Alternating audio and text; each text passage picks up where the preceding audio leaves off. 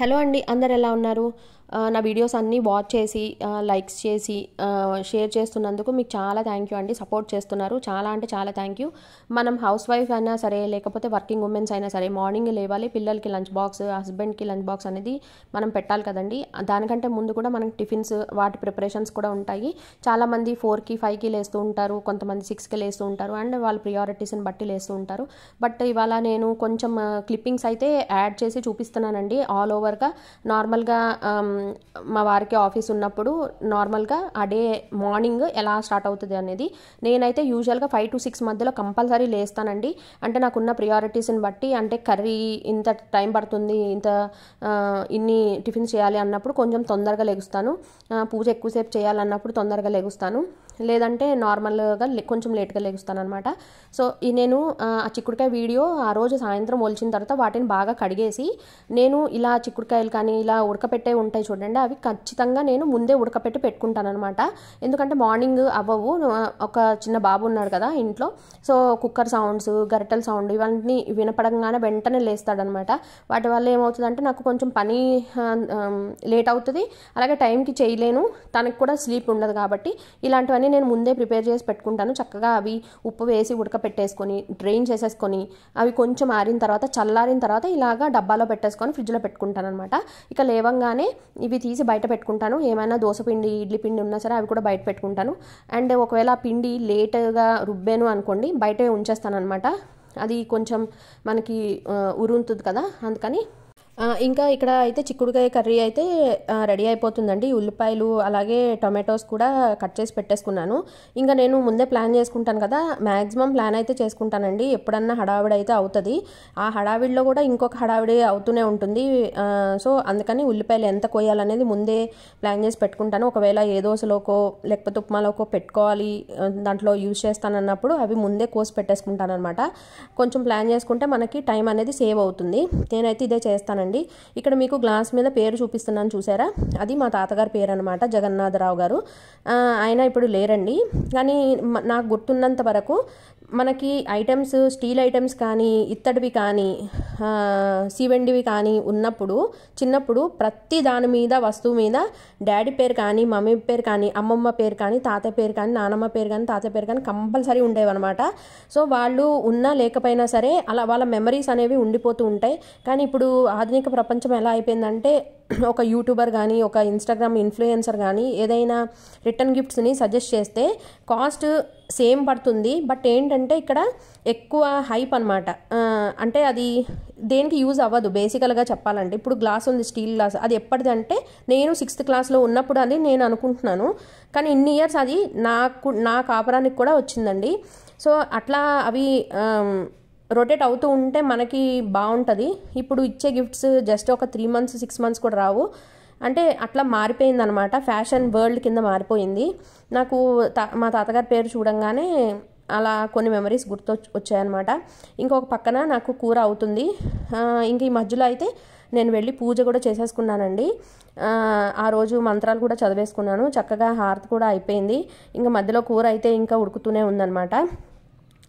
And ఇంకొకటి ఏంటంటే, నేను లేవంగానే ఫస్ట్ బియ్యం కూడా కడిగి పెట్టేసుకుంటానండి. బియ్యం కొంచెం నానిన తర్వాత నేను ఉడకబెడతాను, ఎందుకంటే మరీ గట్టిగా ఉంటుంది అనమాట. నేను కొంచెమే వండుతాను కదా, మా బాబుకి మాత్రమే, మళ్ళీ మధ్యాహ్నానికి మాకు వండుకుంటాం అనమాట. సో అందుకని అవి కాసేపు నానపెడతాను. సో ప్యారలల్గా రెండు అయితే అన్నం కూర అయితే ఇప్పటికైతే అయిపోయిందండి. చూసారా, బాక్స్ కూడా పెట్టేస్తున్నాను. అన్నం ముందే అయిపోయింది, చల్లారింది కూడా. కొంచెం చల్లారిన తర్వాత ఇట్లా తీసుకొని కూర కలిపేసి, కూర అయితే కొంచెం ఎక్కువే కలుపుతానండి. ఒక్కోసారి కారం ఎక్కువ అయితే తినడు, అందుకని దాన్ని బట్టి నేను కలుపుతూ ఉంటాను. ఎలా అయితే మాత్రం చక్కగా ఇదైతే కలిపి పెట్టేశానండి. ఇంకా ఒకవేళ కొంచెం వేడిగా ఉంటే మాత్రం అది మూత పెట్టి, నేను మూత పెట్టకుండా, అంటే మూత అంటే పైన వరకు మూత పెడతాను, దాన్ని గట్టిగా నొక్కి పెట్టాను అనమాట, కొంచెం పక్కకు పెడతాను.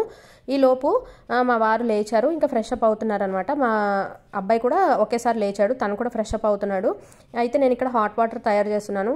చాలా జలుబు, దగ్గు ఇట్లాంటివన్నీ స్టార్ట్ అయినాయి కదండి సీజన్ని బట్టి. అందుకని ఏం చేస్తున్నానంటే సోంపు, వాము, చియా సీడ్స్ ఇలా కొంచెం వాటర్లో నానబెట్టి పక్కన పెట్టుకుంటున్నానండి. ఈలోపు ఆ వాటర్ అయితే కాగుతాయి కదా. అండ్ మా అబ్బాయికి స్నాక్స్గా అయితే ఇక్కడ యాపిల్ అయితే పీల్ చేసి పెట్టేస్తున్నానండి. అరౌండ్ వీళ్ళు 10:30 అరౌండ్ తినేస్తారు కాబట్టి అవి బ్లాక్గా అయిపోవు. 8 కంటైనర్లోనే పెడుతున్నాను కాబట్టి సో ఆ పీసెస్ పెట్టేసి బాక్స్ అయితే పెట్టేస్తున్నానండి. ఇంకా మా బాబు స్నానం చేసి వచ్చేలోపు టిఫిన్ అయితే రెడీ చేసేస్తాను. ఈ బాక్స్ ఒక నాప్కిన్ కూడా పెట్టేశాను. ఇంకా మా వారు బ్రష్ చేసి వచ్చేలోపు నేను ఈ వాటర్ అయితే తయారు చేసేస్తానండి. ఇవి చూడండి బాగా మరుగుతున్నాయి కదా. ఇంకా ఇప్పుడైతే ఉసిరికాయలు వేస్తున్నాను. అప్పుడప్పుడు పుదీనా కూడా వేస్తూ ఉంటానండి. ఇంకా నిమ్మకాయ ఇలాగ తేనె వేసేసి కప్స్లో ఇంకా మనం నానబెట్టుకున్న చియా సీడ్స్ కూడా వేసేసుకుని ఇంకా వామ్ అండ్ ఈ వాటర్ ఉన్నాయి కదండి బాగా మరిగినాయి కదా, అవి వడకట్టుకొని ఇందులో పోసేసుకుంటున్నాను అనమాట. మా సెకండ్ బాబు పుట్టిన తర్వాత నాకు కొంచెం ఎందుకో క్రేవింగ్స్ ఎక్కువయ్యి కాఫీ టీ బాగా అలవాటు చేసేసుకున్నాను. ఇంతకుముందు అస్సలు కాఫీ టీ అసలు షుగర్ అనేదే చాలా అంటే చాలా తక్కువ, అసలు నీళ్ళని చెప్పొచ్చు అనమాట. అలాంటిది బాగా అలవాటు చేసేసుకున్నాను. ఇప్పుడు తనకి ఆల్మోస్ట్ 2.5 years ఎంత అయినా సరే మానలేకపోతున్నా. కానీ ఇప్పుడైతే ఖచ్చితంగా మానాలి అని చెప్పి, అంటే మనకి ఆ టైంకి ఏదో ఒకటి తాగాలి అని అనిపిస్తుంది కాబట్టి దానికి ఈ రీప్లేస్మెంట్ కింద ఇలా హాట్ వాటర్ అయితే ప్లాన్ చేసుకున్నానండి. అండ్ సీజన్కి కూడా ఇది చాలా అవసరము. చూసారా ఇక్కడ నా చక్కగా వాటర్ అయితే హనీ మిక్స్ అయ్యేటట్టు కలిపేస్తున్నాను. ఇంకా మా వారు బ్రష్ చేసుకొని ఫ్రెష్ అప్ అయ్యి వచ్చేసరికి ఆయనకి ఇచ్చేసి నేను కూడా అయితే తాగేసానండి వేడిగా. అప్పుడప్పుడు అయితే మా బాబుకి కూడా ఇస్తూ ఉంటాను.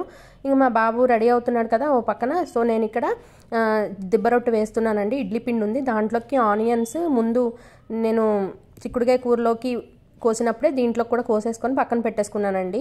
సో అవి కలిపాను కదా, ఈలోపు వేసేస్తున్నాను దిబ్బరొట్టి. కొంచెం ఆయిల్ అయితే ఎక్కువే పడుతుందండి, మరి కొంచెమే వేస్తే అది రాదనమాట. పొద్దున్నే నేను బయట పెట్టేసుకుంటాను కాబట్టి అంత చల్లగా ఉండదు. సో చక్కగా మనకి వేగుతుంది. ఫస్ట్ అయితే నేను హై ఫ్లేమ్లో పెడతానండి, ఎందుకంటే కింద పెనం బాగా హీట్ అవుతుంది అండ్ క్రంచిగా వస్తుంది. ఎప్పుడైతే ఇంకా మూత పెట్టేస్తానో అప్పుడు సిమ్లో పెట్టేసి మెత్తగా చక్కగా క్రంచిగా స్లోగా ఉడికించుకుంటాను. ఇది నాకు అరౌండ్ ఒక 10 to 15 minutes పడుతుంది అనమాట. చూసారా, సరే ఇంకా ఇది అయిపోయింది. మా వారైతే ఇలా దిబ్బరొట్లు ఇలా తినరండి, ఇడ్లీ దోశ అయితే తింటారు కానీ ఇవైతే తినరు. సో ఆయన కోసమని ఇప్పుడు నేను గోధుమ రవ్వ ఉప్మా అయితే చేసేసుకుంటున్నానండి. As usual ప్రాసెసే. ఆవాలు, జీలకర్ర, ఇంకా శనగపప్పు, సాయమినపప్పు, ఎండుమిర్చి వేసేసుకొని అవి బాగా వేగిన తర్వాత ఉల్లిపాయలు నేను ఆల్రెడీ ప్లాన్ చేసుకున్నానండి. ఆయన తినరు కాబట్టి నాకు ముందే తెలుసు కాబట్టి ఆ ఉల్లిపాయలు కొన్ని పక్కకు పెట్టుకున్నాను కదా. ఇంకా ఆ ఉల్లిపాయ, పచ్చిమిరపకాయ, ఇంకా కొంచెం కరివేపాకు, అలాగే కొంచెం అల్లం కూడా, ఆ అల్లం కూడా తురిమింది అందులో గ్రేట్ చేసేసుకొని పెట్టుకున్నాను. సో మనము ఉప్మా చేసేటప్పుడు కూడా వేసేసుకుంటే సరిపోతుంది. చూసారా, ఇప్పుడు నేను ఉల్లిపాయ, పచ్చిమిరపకాయలు 3 times యూస్ చేశాను కదా, బట్ నేను ఒక్కసారే చాప్ చేశాను అనమాట. అంటే క్వాంటిటీని బట్టి ఇప్పుడు నాకు ఆ చాపర్లో 2 times చాప్ చేస్తే సరిపోతుంది. సో నాకు మళ్ళీ వాటి తొక్కలు తీసి సైడ్కి వెళ్ళి ఇవంతా అవసరం ఉండదు కదా. సో జస్ట్ టిప్స్ అండి, అంటే ఒకవేళ లేట్గా లేచినా సరే ఆ హడావిడి పడకుండా ఉంటుంది అలా చెప్తాను. కానీ నేనే హడావిడిగా ఏదన్నా చేయి కాల్చుకోవటం అట్లాంటివి చేస్తూ ఉంటాను. ఎంతైనా మరి పిల్లలు ఉన్నప్పుడు అటొక గెంతు ఇటొక గెంతు వేయాల్సి వస్తుంది కదా. ఇంకా ఒక సైడ్ అయితే ఉల్లిపాయలు మగ్గిపోతున్నాయి, ఒక సైడ్ అయితే దిబ్బరొట్టు అయితే తయారైపోతుంది. సన్నగానే వేసానండి, ఎక్కువ మార్నింగ్ టైం తొందరగా తినడం అనమాట. ఇంకేముందండి, ఉప్మాలో వాటర్ పోసేసుకొని గోధుమ రవ్వ అయితే యాడ్ చేసేసుకున్నాను. ఎందుకోనండి ఒకళ్ళకనే చేస్తాను యాక్చువల్గా, అది ఏమవుతుందంటే ఇద్దరికి అవుతుంది. అందుకే మనం ఇంట్లో ఉండి కూడా అన్నీ కొన్ని మిగిలినవి తినేస్తూ కొంచెం వెయిట్ గెయిన్ అవుతామేమో, తప్పదు కదా. అంటే మనకని స్పెషల్గా ఇంకా వేసుకోలేము. ఇంకా ఆ ఉప్మాలోకి పప్పుల పొడి ఉండాలండి కంపల్సరీ. అందుకని వెల్లుల్లి రెబ్బలు, పుట్నాల పప్పు, ఉప్పు, కారం, జీలకర్ర, అలాగే కొబ్బరి పొడి, ఎండు కొబ్బరి పొడి అండి, ఇవన్నీ వేసి మిక్సీ పట్టేస్తున్నాను. ఇంకా కారం కొంచెం ఎక్కువే వేసుకోవచ్చు, ఇంకా పిల్లలు తినరని చెప్పి నేను కొంచెమే వేస్తానండి. అవి చక్కగా మిక్సీ పట్టేసుకుంటే ఇంకా పప్పుల పొడి కూడా రెడీ అయిపోయింది.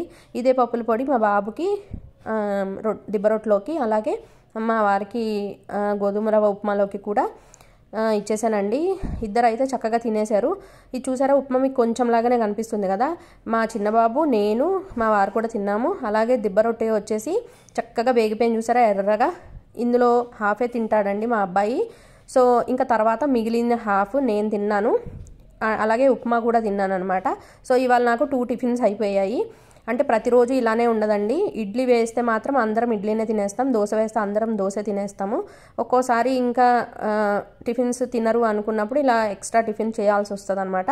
సో దీంట్లో మిగిలింది తినేస్తూ ఉంటాను అనమాట. ఇంకా అదేనండి, చూసారా ప్లేట్లో అయితే పప్పుల పొడి వేసి పెట్టేశాను. అటు 2 ముక్కలు తినటానికి మా అబ్బాయికి అయితే ఆల్మోస్ట్ 20 to 25 minutes పట్టేస్తుంది. ముందంతా ఫాస్ట్గా పనులు కంప్లీట్ చేస్తాడు, ఇక్కడ మాత్రం స్లో అయిపోతూ ఉంటాడు అనమాట.